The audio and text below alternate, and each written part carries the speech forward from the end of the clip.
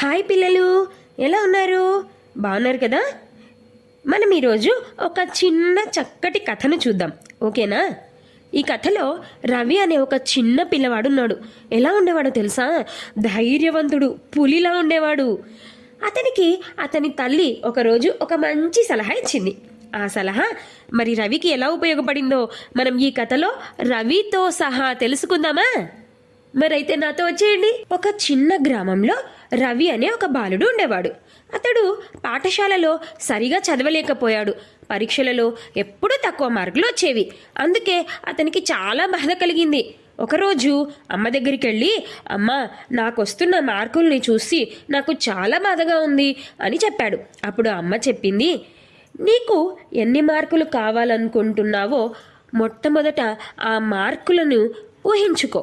తర్వాత ఆ మార్కులు రావడానికి ఏం పని చెయ్యాలో ఆ పనిని ఖచ్చితంగా, అంటే ఫలితాన్ని ఆశించకుండా నిబద్ధతగా కష్టపడి పని చెయ్యి. ఫలితం మీద మాత్రం ఎక్కువగా దృష్టి పెట్టకు అంది. రవి ఆ మాటలను గుండెల్లో పెట్టుకున్నాడు. తదుపరి పరీక్షలకు ప్లాన్ ప్రకారం కష్టపడి చదివాడు.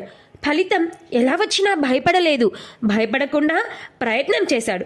చివరికి తను అనుకున్న మంచి మార్కులు సాధించాడు. కానీ అతని ఆనందం తెలుసా పిల్లలు, కష్టపడి ప్రయత్నించడంలోనే ఉంది. ఓకేనా?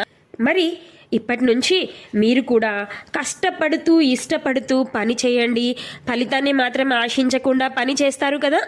మరి ఇప్పటి నుంచి మీరు కూడా నిబద్ధతతో ప్లాన్ చేసుకొని హార్డ్ వర్క్ చేస్తారు కదా. ఎస్, నాకు తెలుసు మీరు చేస్తారు.